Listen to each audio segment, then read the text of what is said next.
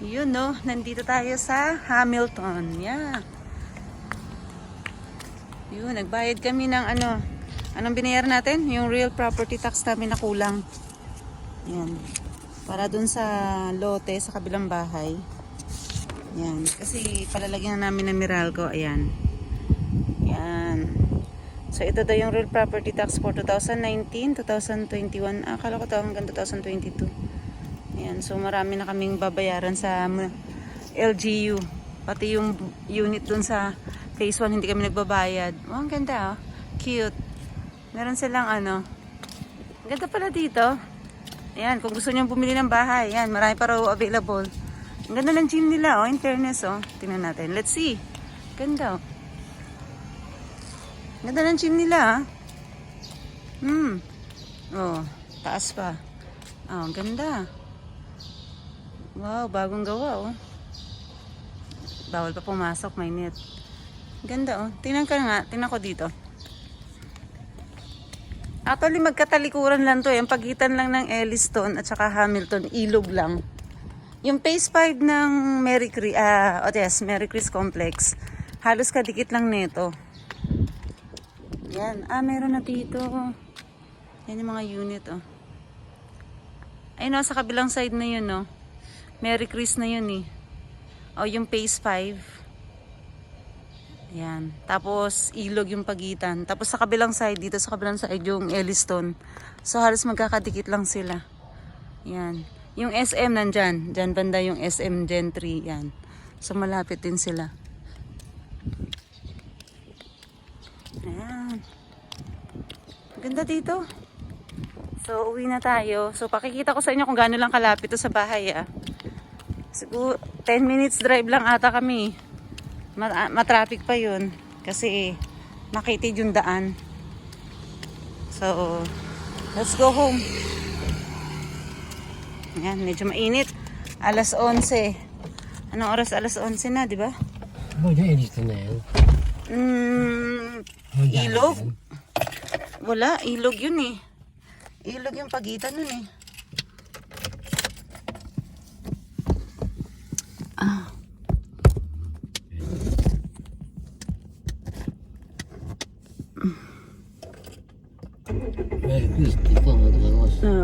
So yung phase 5. Yung phase 5 ang tagos niyan.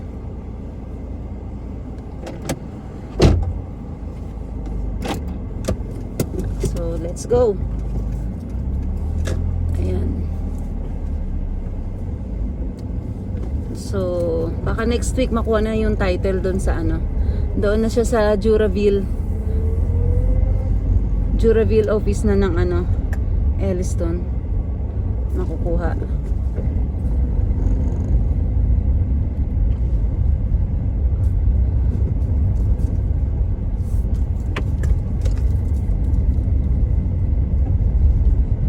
Yun, Hamilton.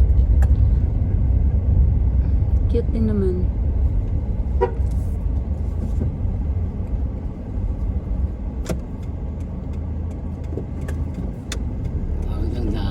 Thank you. Alam ko lang traffic dito. Oo, nung naalala mo yung susunduin ka namin ni Aba na sobra traffic? Ay sus, grabe. 1 oras kami rito. Simula dun sa may sabungan hanggang dito. Kasi nga, di ba yung biglang sinara yung yung papunta ng district. Nandito lahat, nagsabit-sabit.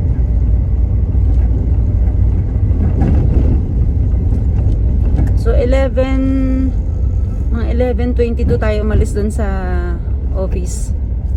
So tingnan natin kung anong oras tayo makakarating sa bahay. Halos talikuran lang to eh, kaso lang walang lusutan eh, kaya kailangan umikot.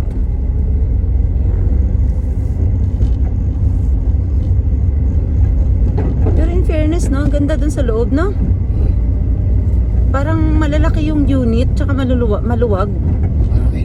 Ang ganda ng ang ganda ng clubhouse. In fairness, maganda yung clubhouse.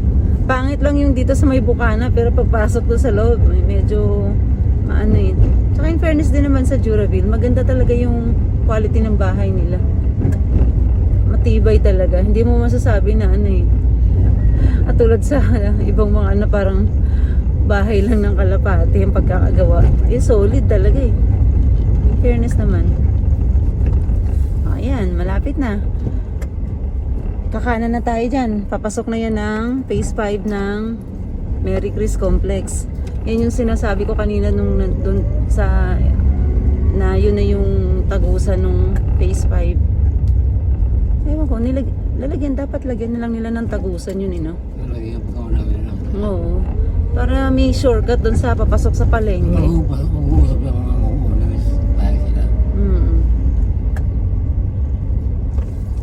Ayan na. Pag dumiretso, malagasang na yan. So, kakanan tayo.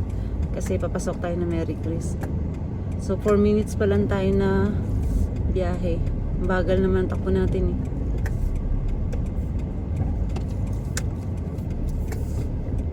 Pagdating sa bahay, kakain na dahil lunchtime na.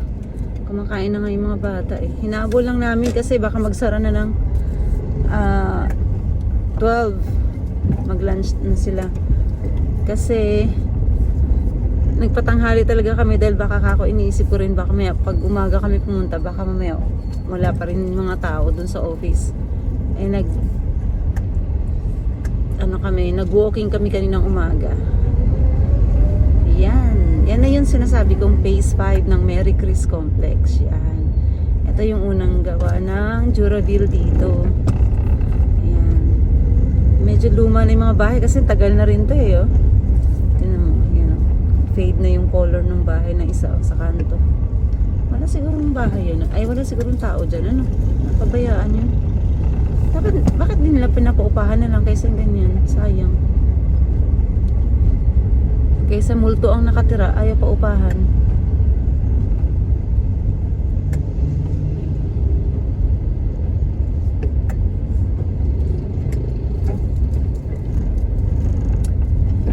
Yan yung mga nandun nakikita dun, no? Sa dulo na yun. No? Yun yung nakikita dun eh, tagos. Tatagos na nga rin yan halos dun eh. Siguro hindi nila nabili yung gitna, no? Baka hindi na ibigay sa kanila. Kasi may may pagitan na lupa eh. Baka nakikipag-anuhan pa sa kanila yon, nakikipag-bargain pa. Papataas ng presyo. Kasi maganda kung magiging tagusan yun eh. Tapos dapat may isa pa silang gawin na parang bridge dyan, no? Para sakto sa sa phase 4 palengke ka agad, hindi na kailangan dumaan dito.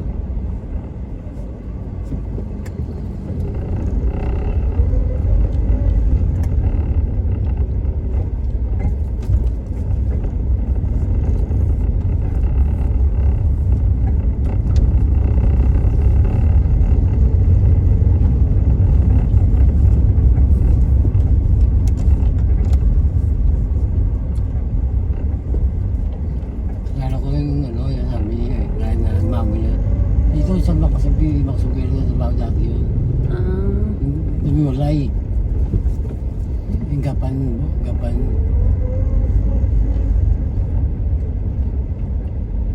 Kaya siya yun eh. Nadyagi yun dyan, talo. May tsura, matangkad. Amo ni Brian.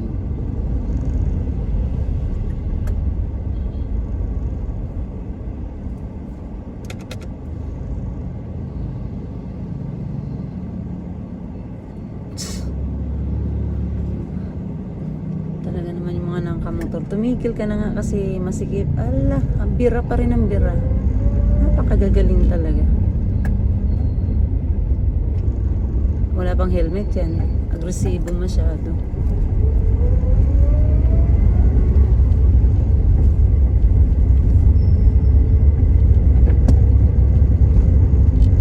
Mga hindi pa nakakaranas ma-aksidente yan kaya ganyan.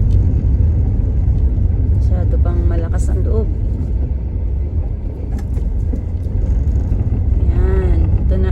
Phase phase 4 na to? Aba, may humps na pala rito. Nilagyan ng humps.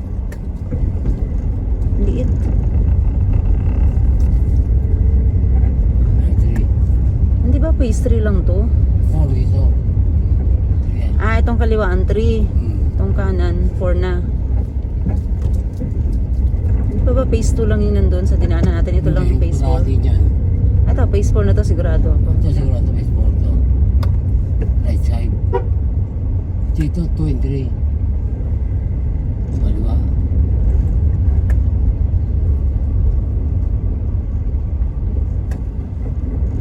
Basta ang sure na sure, yung tapat natin, phase 6 na yan. Dati hanggang dito lang yan, yan. Nakasarado lang dati yan to. Sarado. Tapos bukid to, dati bukid. Yan. O yan, kaya may tulay na konti. Hindi alam kung ano eh. Eto, phase 6 na to. Sabi ko hindi mo lang masali bahay mo dun. Yan. Dati kasi palayan lang to eh. To. Hanggang doon lang dati ang Merry Chris Complex. Ngayon, ito, Wellington na to. Yan. Oo, hindi. May Wellington. kami lang sa bahay mo. Hindi mo naman pinapakinabangan dun. Ito, ang Elliston Avenue. Yung tutumbukin natin yan. Ang Elliston Avenue kasi papunta siya ng Elliston. Yung mga bahay dito sa Elliston, parang katulad ng bahay doon sa Hamilton kanina. Mga magaganda. Kami, hindi kami Elliston. Wellington lang kami. Pero in fairness, madami na si Papa. Dami ng investment. Yun lang ang aming, wala kaming pera. Nasa investment nga lang. Isang lupa, at saka yung dalawang unit namin, yung katabi amin na din. Tapos dalawa sa Merry Chris at isa sa Tansa. Kaya pag may sahod, ubos lagi sa bayad sa Pag-ibig. Yahoo! Bahay na! Yan. Bye-bye!